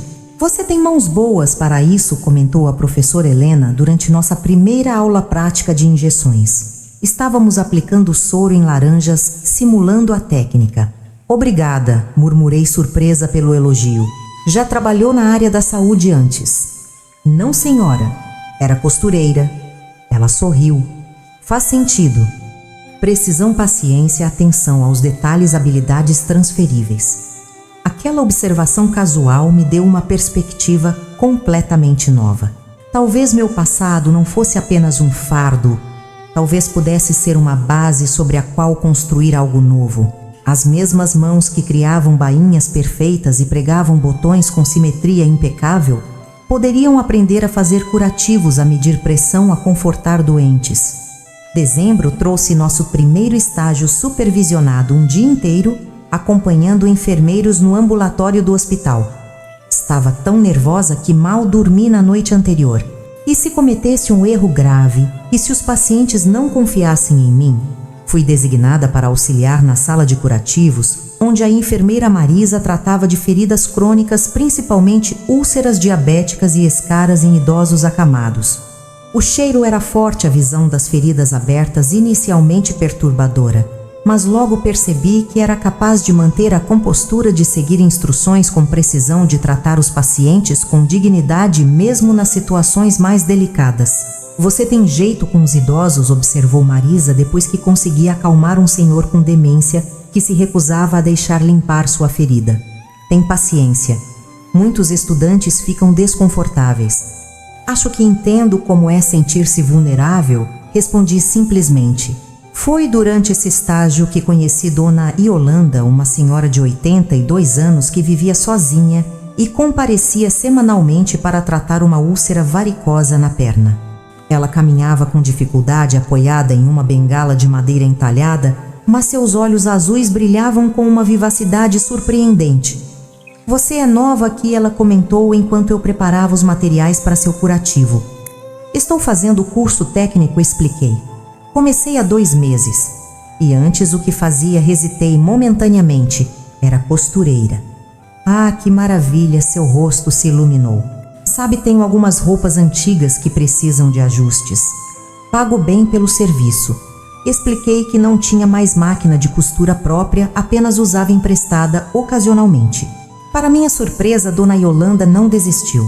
Tenho uma Singer no armário há anos, desde que minha artrite piorou. Você poderia usar se quiser. Vem até minha casa no domingo. Tomamos um café, conversamos sobre os ajustes. Aquele convite casual foi o início de uma das amizades mais significativas da minha nova vida. Dona Yolanda morava numa casa antiga no centro histórico de Sorocaba, cheia de móveis pesados de madeira escura e fotografias em molduras de prata. Viúva há 2 décadas, seus 2 filhos moravam em São Paulo e raramente visitavam. Eles mandam dinheiro, presentes, cartões em datas comemorativas, ela explicou sem amargura. Têm suas vidas ocupadas. Entendo isso, nos domingos seguintes passei a visitá-la regularmente. Costurava seus vestidos antigos, ajustava camisas que haviam pertencido ao falecido marido e que ela usava em casa. Em troca, ela me contava histórias de sua longa vida, me ensinava receitas de família, me mostrava álbuns de fotografias amarelados pelo tempo. Sabe o que mais sinto falta da juventude? Perguntou-me uma tarde enquanto apreciávamos chá na varanda. Não é a beleza ou a energia, é a sensação de que o tempo é infinito, de que sempre haverá uma chance de recomeçar. Suas palavras me atingiram profundamente. Aos 36 anos, eu vivia como se meu tempo tivesse acabado, como se aquele único erro tivesse definido todo o restante da minha existência. Mas a senhora recomeçou várias vezes. Observei, lembrando suas histórias sobre mudanças de cidade, carreiras diferentes, o recomeço após a viuvez. Exatamente. Ela sorriu, seus olhos azuis penetrantes. E cada vez foi assustador, mas também libertador. Foi Dona Yolanda quem me apresentou à biblioteca municipal, insistindo que eu deveria alimentar minha mente tanto quanto estudava para o curso. Comecei a frequentar o local nas tardes de sábado, descobrindo autores nunca antes lidos, explorando mundos através das páginas. Li Clarice Lispector pela primeira vez e senti como se ela falasse diretamente à minha alma ferida. O curso de enfermagem intensificou-se no 2º semestre. As matérias tornaram-se mais complexas, os estágios mais exigentes. Muitos colegas desistiram incapazes de conciliar estudos, trabalho e vida pessoal. Eu permaneci com uma determinação que surpreendia até a mim mesma. Em março de 2001, completei 2 anos longe de Jundiaí. 2 anos, sem ver Beto, sem pisar na casa que ajudei a construir, sem enfrentar os olhares e cochichos dos antigos vizinhos. Doutora Amanda sugeriu que talvez fosse hora de uma visita não para reabrir feridas, mas para confrontar fantasmas. Não estou pronta, confessei, o pânico evidente na minha voz. Ninguém está totalmente pronto para enfrentar o passado. Ela respondeu gentilmente, mas às vezes é necessário para seguir em frente. Recusei-me a considerar a ideia. Em vez disso, mergulhei ainda mais nos estudos e estágios. Nas poucas horas livres, visitava Dona Yolanda ou ajudava no grupo de apoio às crianças na escola, que continuei mesmo depois de pedir demissão da função de faxineira. Não havia espaço para o passado na minha agenda cuidadosamente preenchida. Em junho, durante um estágio na ala de ortopedia, fui designada para auxiliar no cuidado de um paciente recém-chegado, homem de meia idade acidentado com fraturas múltiplas na perna direita. Quando entrei no quarto com a bandeja de medicamentos, congelei na porta. O paciente era Sérgio, ex-colega de Beto na metalúrgica, que ocasionalmente jantava em nossa casa em Jundiaí. Ele me reconheceu no mesmo instante. Joana, é você mesmo. Quis fugir, desaparecer, trocar de paciente. Encontrar Sérgio naquele leito de hospital foi como ter o passado me alcançando de repente. Minhas mãos tremeram levemente enquanto verificava sua medicação, tentando manter o profissionalismo que havia aprendido nos últimos meses. Não esperava te ver aqui, ele disse, observando-me com curiosidade. Soube que você tinha sumido de Jundiaí. Não sumi. Reconstruí minha vida, respondi, medindo cuidadosamente as palavras. Como está sua perna? Sérgio me contou sobre o acidente na nova fábrica onde trabalhava. Durante os dias seguintes, gradualmente, as notícias sobre Jundiaí começaram a surgir em nossas conversas. Beto e Sueli haviam se mudado para São Paulo depois que ele conseguiu uma promoção. A Casa Amarela agora abrigava uma família com 3 crianças. Minha antiga casa tinha sido vendida para um casal de aposentados do Rio de Janeiro. As pessoas ainda falam, sabe, ele disse em sua 3ª noite de internação. Mas já não é o assunto principal. Aconteceu tanta coisa desde então. Algo estranho aconteceu depois que Sérgio recebeu alta. Em vez de sentir alívio por aquela conexão com meu passado ter partido, percebi um desassossego crescente. As perguntas que havia enterrado durante 2 anos começaram a emergir. O que restava para mim em Jundiaí? Havia algo a resolver ladrar. Amanda havia mencionado várias vezes a importância do fechamento de ciclos. Talvez fosse hora de considerar aquela visita que tanto me aterrorizava. Você não precisa decidir agora, Regina me disse, quando compartilhei minhas dúvidas. Termine seu curso primeiro, uma coisa de cada vez. Minha formatura como técnica de enfermagem aconteceria em dezembro de 2001. Faltavam apenas 4 meses e a pressão dos exames finais era imensa. No hospital, os supervisores de estágio começaram a avaliar quais alunos teriam potencial para contratação após formados. A competição era acirrada para as poucas vagas disponíveis. Numa tarde particularmente estressante, cometi um erro durante a preparação de medicação. Troquei os horários de 2 pacientes. A enfermeira-chefe percebeu antes que houvesse consequências, mas a repreensão foi severa. Isso poderia ter causado danos sérios, Joana. O que está acontecendo com você costuma ser tão atenta. Saí do plantão devastada, convencida de que tinha arruinado minhas chances de contratação. Ao chegar ao quartinho dos fundos, encontrei um recado de Dona Odete. Dona Yolanda havia ligado, precisava falar comigo com urgência. Corri para a casa dela, temendo que algo grave tivesse acontecido. Encontrei-a sentada em sua poltrona preferida, mais pálida que o habitual, com uma carta aberta sobre o colo. Tenho um favor a lhe pedir, ela disse, dispensando preâmbulos. Meu filho mais velho, Eduardo, está me pressionando para vender esta casa e me mudar para um asilo em São Paulo. Diz que é para eu ficar mais perto deles, mas sei que é para facilitar a vida dele. Não quero ir. Sentei-me ao seu lado tentando entender o que aquilo tinha a ver comigo. Preciso de alguém de confiança morando aqui, continuou. Alguém que cuide da casa, que me ajude quando necessário e principalmente que me faça companhia. Estou disposta a oferecer o quarto dos fundos, com entrada independente sem aluguel, em troca de alguns cuidados. A proposta parecia uma tábua de salvação. Meu contrato com a escola terminaria em dezembro junto com o curso. Dona Odete já havia mencionado que talvez precisasse do quartinho para uma sobrinha que viria estudar em Sorocaba. A ideia de morar numa casa de verdade com um jardim e espaço para respirar era tentadora. E seu filho, o que ele vai achar disso? Eduardo só se importará em não ter que lidar com a culpa de me enfiar num asilo. Se eu disser que tenho uma acompanhante qualificada, ele ficará aliviado. Ela sorriu astuta como sempre. Aceitei a oferta, mas uma condição se formou dentro de mim. Antes de iniciar este novo capítulo, precisava encerrar de vez o anterior. A formatura seria em 15 de dezembro. Logo depois, antes do Natal, eu voltaria a Jundiaí, não para reabrir feridas ou buscar vinganças tardias, mas para me despedir adequadamente do lugar que havia sido meu lar por tantos anos. A decisão trouxe um misto de terror e alívio. Nos meses seguintes, enquanto me dedicava aos exames finais e estágios conclusivos, uma tensão crescente se instalou em meu peito. Cada dia me aproximava não apenas do diploma pelo qual tanto lutara, mas também do confronto inevitável com meu passado.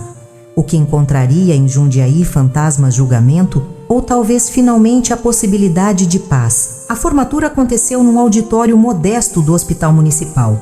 Éramos apenas 14 concluentes, menos da metade dos que haviam iniciado o curso. Regina chorou durante toda a cerimônia, enquanto Dona Iolanda, elegante num vestido azul marinho que havíamos ajustado, juntas aplaudia orgulhosamente quando recebi meu diploma. "Tenho um presente para você", disse Regina, após a cerimônia, entregando-me um pacote retangular embrulhado em papel colorido. Era um diário de capa dura com meu nome gravado na lombada, para registrar sua nova vida. No dia seguinte, acordei antes do amanhecer. Havia embalado apenas o essencial numa mochila pequena, algumas roupas, documentos, o diário novo e uma fotografia de minha mãe que carregava sempre comigo. O ônibus para Jundiaí partiria às 6h30. "Tem certeza de que quer ir sozinha?", perguntou Regina, que insistira em me acompanhar até a rodoviária. "Tenho algo que preciso enfrentar por conta própria." No banco do ônibus, enquanto as primeiras luzes do dia despertavam a paisagem de São Paulo, repassei mentalmente o plano. Ficaria apenas 2 dias. Visitaria alguns lugares importantes, talvez encontrasse antigas colegas da confecção. Não procuraria Beto mesmo, sabendo que ele ocasionalmente visitava a cidade para ver sua mãe idosa. Esta viagem não era sobre ele, era sobre mim. 5 horas depois, desci na rodoviária de Jundiaí. O impacto foi imediato. O cheiro da cidade industrial, os morros verdes emoldurando a paisagem, o movimento característico do centro. Tudo parecia simultaneamente familiar e estranho, como um sonho meio esquecido. Hospedei-me numa pequena pousada próxima ao centro, longe do meu antigo bairro. Após deixar minha mochila no quarto, saí para caminhar. Era uma sexta-feira movimentada, com comércio cheio para as compras de Natal. Observei vitrines decoradas, luzes coloridas, famílias passeando, cenas corriqueiras que antes faziam parte da minha vida. Numa praça, uma banda ensaiava canções natalinas. Sentei-me num banco para observar, deixando as memórias fluírem. Ali perto, eu e Beto havíamos assistido a shows aos domingos. Ali, anos antes, sonhei futuros que jamais se concretizariam. "Joana, meu Deus, é você mesma." Virei-me para encontrar Sônia, minha antiga colega da confecção de Dona Vera. Ela parecia mais velha, com fios grisalhos no cabelo que antes era tingido de castanho avermelhado, mas o sorriso acolhedor era o mesmo. Quanto tempo pensei que tinha se mudado para sempre. O encontro inesperado quebrou o gelo que eu temia. Tomamos café numa padaria próxima, enquanto ela me atualizava sobre a vida na cidade. Dona Vera havia fechado a confecção no ano anterior, acometida por problemas de saúde. Algumas colegas ainda se encontravam mensalmente para um chá da tarde. A cidade havia crescido com novos bairros e um shopping center em construção. E você, como está a vida em Sorocaba, mesmo isso. Acabo de me formar como técnica de enfermagem. Os olhos dela se arregalaram, misturando surpresa e admiração. Quem diria sempre, achei que você tinha jeito para costura, que seguiria naquilo para sempre. A vida nos leva por caminhos inesperados, respondi sentindo uma serenidade que não esperava. Após nos despedirmos com promessas vagas de manter contato, segui para o segundo destino daquele dia, o cemitério municipal. A sepultura de minha mãe estava mais deteriorada do que eu lembrava, com manchas de umidade no pequeno jazigo de família. Limpei o que pude com um pano úmido, coloquei as flores que havia comprado no caminho e sentei-me no banco de concreto desgastado. Me perdoa por ter ficado tanto tempo longe, mãe, murmurei para o silêncio. Mas estou reconstruindo minha vida. Acho que a senhora ficaria orgulhosa. O céu começava a escurecer quando deixei o cemitério. Uma chuva fina caía sobre a cidade, embaçando as luzes natalinas que começavam a se acender nas ruas. Enquanto caminhava de volta para a pousada, uma decisão cristalizou-se em minha mente. Amanhã, no meu segundo e último dia em Jundiaí, eu visitaria minha antiga casa na Rua das Acácias, não para reivindicar o que perdera, mas para me despedir adequadamente do lugar que, apesar de tudo, havia sido meu lar. O sol de sábado despontou, prometendo um dia claro após a chuva da noite anterior. Levantei-me cedo, tomei um café simples na pousada e peguei o ônibus circular para o bairro onde ficava a Rua das Acácias. Cada quadra percorrida fazia meu coração acelerar. A rua parecia menor do que em minhas lembranças. Algumas casas tinham sido pintadas, outras reformadas. Novas árvores haviam crescido enquanto outras desapareceram. Parei na esquina, observando à distância minha antiga casa, número 47, com o pequeno portão de ferro que Beto havia instalado com tanto orgulho. A casa agora exibia uma cor diferente, um tom de amarelo claro, substituíra o branco original. No jardim frontal, onde eu cultivava minhas dálias e begônias, agora havia um gramado bem aparado e alguns cactos ornamentais. A antena parabólica que tanto desejamos comprar havia sido substituída por uma mais moderna. Uma bicicleta infantil encostada na varanda indicava a presença de crianças. Enquanto reunia coragem para me aproximar, a porta se abriu e uma senhora de aproximadamente 70 anos saiu para regar os cactos. Não a conhecia. Devia ser uma das aposentadas do Rio que Sérgio mencionara. Respirei fundo e caminhei em sua direção. Bom dia, cumprimentei, tentando manter a voz firme. Desculpe incomodar. Eu morei nesta casa há alguns anos. A senhora me olhou com curiosidade, a mangueira de água ainda em suas mãos. Ah, é mesmo, compramos de um rapaz. Como era mesmo o nome? Roberto, acho. Beto corrigia automaticamente. Roberto. Sou Joana. A casa também era minha. Seu olhar mudou instantaneamente. Não para desconfiança ou repulsa como eu temia, mas para um reconhecimento surpreendente. Joana, você é a Joana. Por favor, entre um pouco. Tenho algo que pertence a você. Confusa, seguia para dentro da casa. A sala havia sido completamente reformada, os móveis à disposição, até mesmo as paredes que agora ostentavam um papel de parede floral. Nada ali parecia familiar exceto a estrutura básica do imóvel. Quando nos mudamos, encontramos algumas coisas no forro, explicou a senhora, que se apresentou como Dona Eunice. Meu marido queria jogar fora, mas achei que poderia ter valor para alguém. Ela desapareceu brevemente em um dos quartos, retornando com uma caixa de papelão envelhecida. Aqui está. Nunca abrimos, apenas guardamos. Recebi a caixa com mãos trêmulas. Era uma das caixas de sapato que eu usava para guardar recordações, fotografias, cartas, pequenas lembranças. Acreditava que todas haviam sido perdidas quando Beto vendeu a casa. Apontei para o sofá. Fique à vontade, vou fazer um café para nós. Quando Dona Eunice saiu para a cozinha, abri a caixa com cuidado. Por cima de tudo, estava a fotografia do meu casamento. Eu e Beto sorridentes diante da pequena capela de Santo Antônio.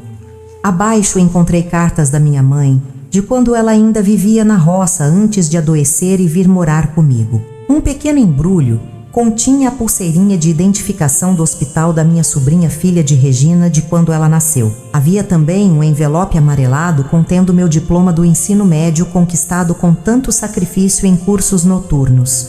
As lágrimas vieram silenciosas enquanto meus dedos tocavam aqueles fragmentos da minha história. Não eram objetos valiosos em termos monetários, mas representavam partes de mim que acreditava terem se perdido para sempre. Dona Eunice retornou com uma bandeja café e biscoitos. Sentou-se delicadamente ao meu lado. Sabe, ela começou hesitante. Quando compramos a casa, os vizinhos nos contaram sobre o que aconteceu. Congelei esperando o julgamento que sempre temi. Não estou aqui para julgar ninguém, continuou ela surpreendendo-me. Todos cometemos erros quando a dor é grande demais. O importante é o que fazemos depois. Olhei para aquela senhora desconhecida, que mostrava mais compreensão do que eu jamais esperaria. De repente, as palavras começaram a fluir. Contei sobre Sorocaba, sobre o curso de enfermagem, sobre Dona Yolanda, sobre meus planos para o futuro. Está vendo? Ela sorriu quando terminei.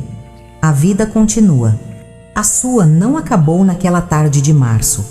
Passamos quase 2 horas conversando. Ela me mostrou as modificações que havia feito na casa. Contou sobre seus netos que vinham visitá-la nas férias, sobre como ela e o marido haviam escolhido Jundiaí para a aposentadoria depois de décadas no Rio de Janeiro. Quando finalmente me levantei para partir, senti como se um peso enorme tivesse sido retirado dos meus ombros. Dona Eunice insistiu que eu levasse a caixa de recordações. Isso pertence à sua história. E me parece que você finalmente está pronta para carregar sua história completa, as partes boas e as difíceis. Na calçada, antes de me despedir, fiz a pergunta que estivera evitando durante toda a visita. A senhora sabe a Casa Amarela. Quem mora lá agora? Dona Eunice apontou para a construção 2 lotes adiante. Uma família do Paraná. O casal que morava antes vendeu a casa há mais de 1 ano. Mudaram-se para São Paulo, ouvi dizer. Assenti absorvendo a informação. Beto e Sueli haviam seguido suas vidas assim como eu tentava seguir a minha. Obrigada por tudo, disse sinceramente. A senhora não imagina o que este momento significou para mim. Volte quando quiser, Joana. Esta casa terá sempre um pedaço da sua história, mesmo que agora seja o nosso lar. Caminhando de volta para o ponto de ônibus com a caixa de recordações segura em meus braços, senti algo inédito crescendo dentro de mim. Não era exatamente perdão. Talvez nunca chegasse a isso completamente. Era algo diferente, algo como paz. A compreensão de que o passado, por mais doloroso que fosse, não precisava definir meu futuro. Voltei à pousada naquele sábado com um misto de emoções que não conseguia nomear. A caixa de recordações sobre a cama parecia um portal para um passado que simultaneamente me pertencia e não me pertencia mais. Passei a tarde revisitando cada item à lista de enxoval que minha mãe e eu preparamos com tanto carinho as fotografias amareladas do nosso primeiro Natal na Casa das Acácias. Até mesmo o cartão que Beto me dera no aniversário de 10 anos, de casamento apenas 5 anos antes de tudo desmoronar. Para minha Joana, que faz da nossa casa um lar, dizia a mensagem escrita com aquela letra inclinada e irregular dele. Quanta ironia havia nessas palavras agora. O telefone do quarto tocou me sobressaltando. Era Regina, minha irmã. Só checando se está tudo bem, Jô. Fiquei preocupada quando disse que ia voltar a Jundiaí. Estou bem, Rê. Respondi, surpreendendo a mim mesma com a sinceridade na minha voz. De verdade, acho que precisava desse fechamento. Encontrou alguém conhecido? Contei-lhe sobre Sônia da confecção, sobre o cemitério e finalmente sobre Dona Eunice e a caixa de recordações. Regina ficou em silêncio por alguns instantes. Sabe, Jô, quando você saiu da cadeia e veio morar comigo em Sorocaba, eu tinha tanto medo. Você estava tão vazia como uma casca, lembra? Lembrava sim. Os primeiros meses em Sorocaba foram um borrão de vergonha e desorientação. Eu mal conseguia sair de casa, convencida de que todos sabiam do meu passado, de que o rótulo de presidiária estava estampado na minha testa. Fui te buscar na prisão, esperando encontrar minha irmã rancorosa, jurando vingança contra Beto. E a tal da Sueli continuou, Regina. Mas você estava diferente e quebrada, sim, mas também pensativa, como se estivesse finalmente olhando para dentro de si mesma. Aquelas palavras atingiram algo profundo em mim. Ela estava certa. A prisão havia sido minha universidade emocional.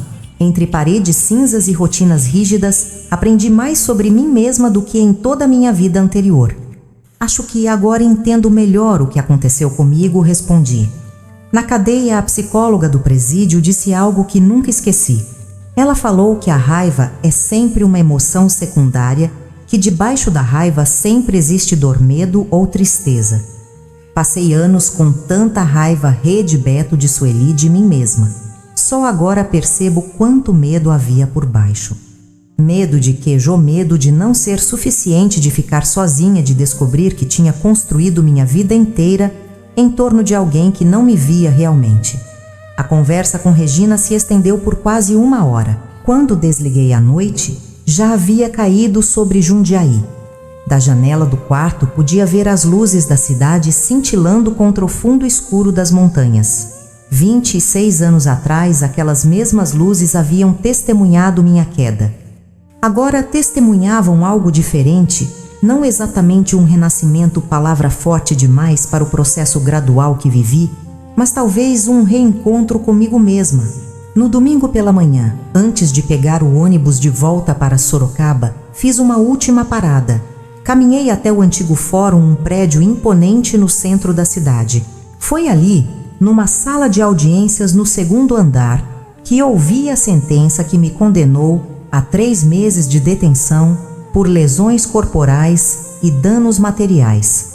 Não entrei no prédio, apenas observei sua fachada, as escadas de mármore, as colunas imponentes. Um arrepio percorreu minha espinha ao lembrar do juiz de óculos pequenos, lendo minha sentença, do oficial de justiça me acompanhando para fora das algemas frias nos meus pulsos. A senhora está precisando de alguma coisa, virei-me sobressaltada. Um guarda de segurança me observava com expressão desconfiada. Não, obrigada, só recordando. Ele assentiu, sem entender o significado real daquelas palavras, e seguiu seu caminho. Eu também segui o meu em direção à rodoviária. No ônibus, enquanto Jundiaí ficava para trás, refleti sobre como aquela viagem havia transformado algo dentro de mim. Não apagou o passado, nada jamais poderia fazê-lo. Não retirou a responsabilidade pelos meus atos. Eu continuaria carregando-a pelo resto da vida. Mas trouxe uma clareza que me permitia olhar para aquela Joana de 1999 com menos julgamento e mais compreensão. Aquela mulher que perdeu o controle numa tarde de março não era um monstro como eu temia. Era simplesmente um ser humano que ultrapassou seus próprios limites, impulsionada por dor e abandono que não sabia como processar. Não posso apagar o que fiz, mas talvez pudesse finalmente deixar de me definir unicamente por aquele momento. Enquanto o ônibus cortava as rodovias de São Paulo, adormeci com a cabeça encostada na janela, a caixa de recordações segura no colo. Pela primeira vez em muito tempo, não sonhei com celas trancas ou gritos. Sonhei com jardins com dálias florescendo e com um caminho que seguia adiante para um futuro ainda por escrever. As estações mudaram muitas vezes desde aquela viagem a Jundiaí. Estamos agora em 2025 e aos 61 anos minha vida se desenrola num ritmo diferente. Moro há 5 anos neste apartamento em Campinas, um 2º andar com varanda onde cultivo minhas plantas e assisto ao movimento da rua. Não é grande, mas tem espaço suficiente para meus livros, para o sofá onde recebo minhas poucas mas sinceras amizades e para o quarto de hóspedes onde Regina e sua família ficam quando vêm me visitar. A caixa de recordações que Dona Eunice me devolveu ocupa um lugar especial na estante da sala. Não a mantenho escondida como faria no passado. Ela faz parte da minha história, assim como as fotografias da minha formatura como técnica de enfermagem, os certificados dos cursos de especialização em cuidados geriátricos e as fotos com os idosos que cuidei ao longo dos anos. Trabalho há quase uma década na Casa de Repouso Manhã Dourada. Comecei como auxiliar de enfermagem e, com dedicação e estudos contínuos, hoje sou a cuidadora-chefe responsável por uma equipe de 8 pessoas. Há uma ironia bonita em como a vida me conduziu para um trabalho que exige paciência, controle emocional e capacidade de lidar com frustração, justamente as qualidades que me faltaram naquela tarde de março de 1999. Aprendi que cuidar de idosos é um exercício diário de compreensão da fragilidade humana. Quando ajudo o Sr. Alberto com seus 93 anos e Parkinson avançado a tomar banho, ou quando ouço pela 10ª vez a dona Zulmira contar sobre o casamento da filha como se fosse novidade, estou constantemente relembrando que todos nós temos limites, vulnerabilidades e necessidades de acolhimento. Nunca mais vi Beto pessoalmente, embora tenha notícias ocasionais através de conhecidos em comum. Sei que ele e Sueli permaneceram juntos por alguns anos em São Paulo, mas eventualmente se separaram. Ele voltou para Minas, para uma cidade no sul do estado, onde abriu uma pequena oficina mecânica. Tem 2 filhos com a 3ª esposa. Por muito tempo imaginei como seria reencontrá-lo, o que eu diria, como reagiria. Essas perguntas me atormentaram especialmente nos primeiros anos após minha saída da prisão. Imaginava cenários dramáticos de confrontos ou pedidos de desculpas. Hoje percebo que provavelmente não diria nada significativo. Talvez apenas um olá e espero que esteja bem, e seria sincera. Há 3 anos, em uma das minhas folgas semanais, participei de um curso de dança para a 3ª idade no Centro Cultural do bairro. Foi lá que conheci Maurício, um senhor viúvo de 67 anos, professor de matemática aposentado com olhos gentis e uma risada espontânea que me cativou desde o primeiro momento. Nossa relação cresceu naturalmente, sem pressa, construída sobre longas conversas e passeios tranquilos pelo Parque Taquaral aos domingos. Não quero casar de novo, disse a ele logo no início. Quero manter meu espaço, minha independência. Eu também, respondeu ele para minha surpresa. Já tive um casamento maravilhoso com Maria Helena por 30 anos. Não procuro substituí-la ou recriar aquilo. Procuro companhia, afeto e respeito mútuo. E assim tem sido. Maurício tem seu apartamento no centro. Eu tenho o meu aqui. Nos vemos 3 ou 4 vezes por semana. Cozinhamos juntos, assistimos a documentários que ambos gostamos, frequentamos um cineclube para maiores de 60 e recentemente começamos a planejar uma viagem para o Nordeste. Ele conhece minha história. Contei-lhe tudo em uma noite estrelada sentados no banco do parque, quando nossa relação começou a se aprofundar. Esperava ver julgamento ou receio em seus olhos, mas vi apenas compreensão. Todos temos capítulos em nossa história que gostaríamos de reescrever, disse ele segurando minha mão. O importante é o aprendizado que extraímos deles. Esse relacionamento me ensinou que há diferentes formas de amar. O amor não precisa ser possessivo para ser verdadeiro. Não precisa ocupar todo o espaço da sua vida para ser significativo. Ele pode existir com fronteiras saudáveis com respeito pela individualidade do outro. Nas noites em que a insônia me visita, menos frequentes agora, mas ainda presentes, muitas vezes me pego pensando na jovem Joana de 35 anos, aquela mulher que acreditava que o amor significava pertencer a alguém e que alguém lhe pertencia, que media seu valor pelo que os outros viam nela, que não conseguia imaginar uma vida além do papel de esposa e dona de casa. Se pudesse voltar no tempo e conversar com ela, não a repreenderia. Não lhe diria que estava errada em seus sonhos e expectativas. Apenas a abraçaria e diria: você vai sofrer. Vai cometer erros dos quais se arrependerá profundamente, mas vai sobreviver. E através desse sofrimento vai descobrir uma força que nem imaginava possuir.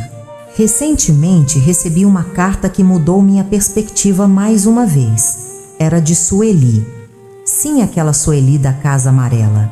O envelope chegou pelo correio ao meu trabalho. Como ela descobriu onde eu trabalhava, nunca saberei ao certo.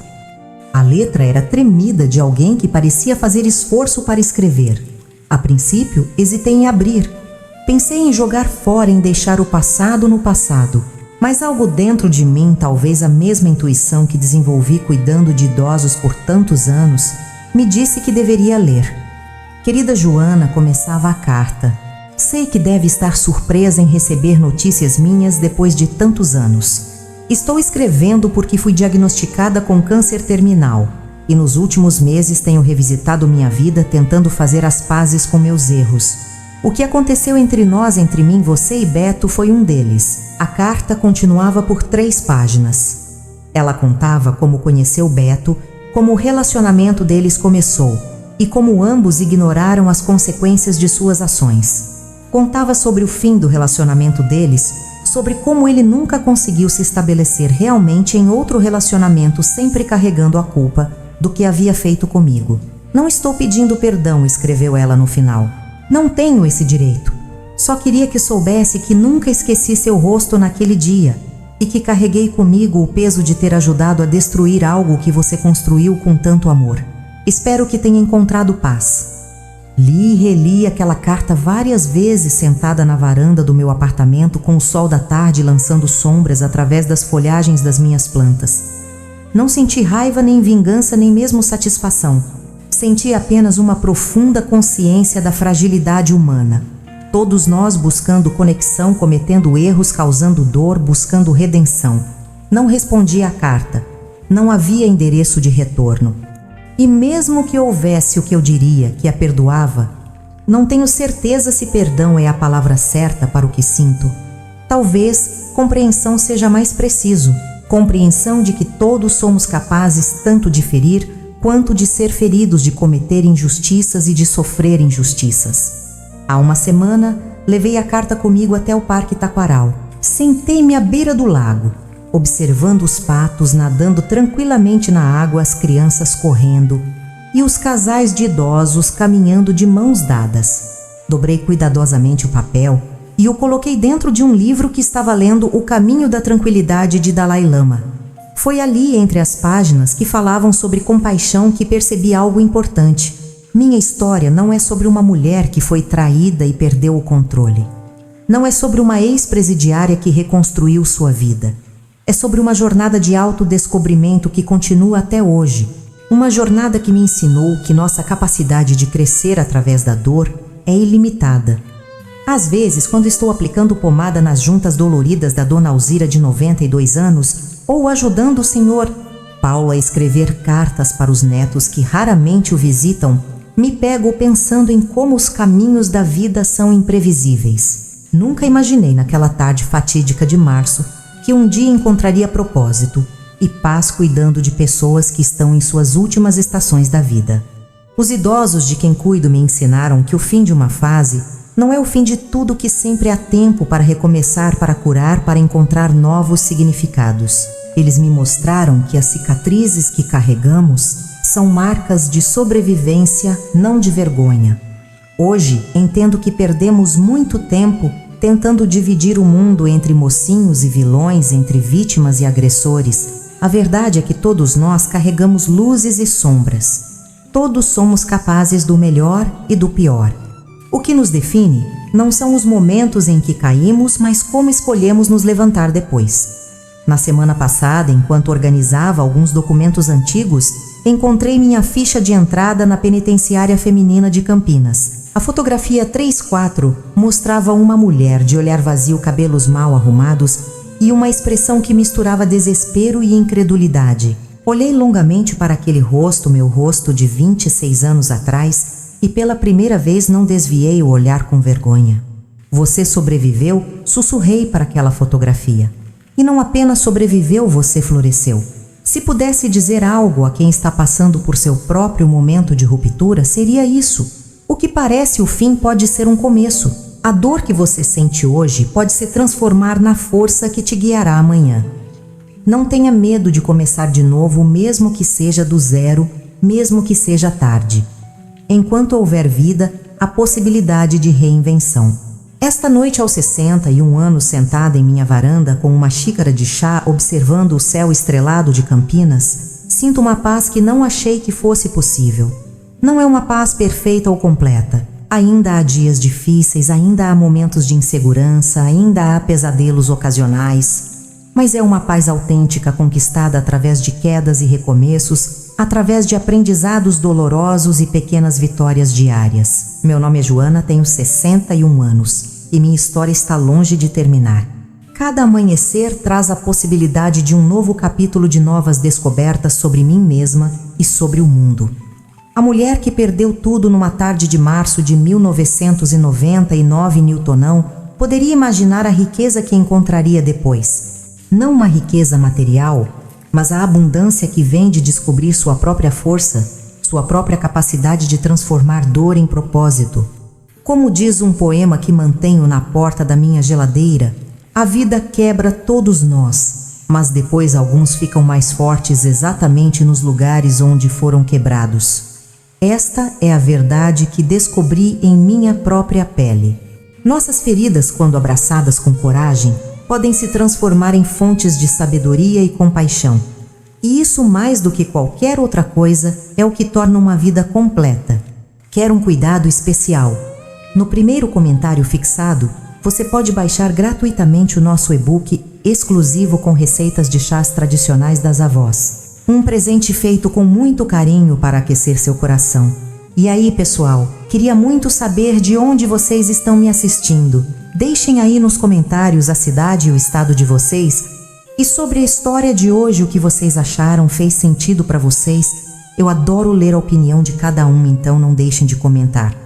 Aliás, se você também tem uma história incrível ou emocionante para compartilhar, por favor, conte pra gente nos comentários.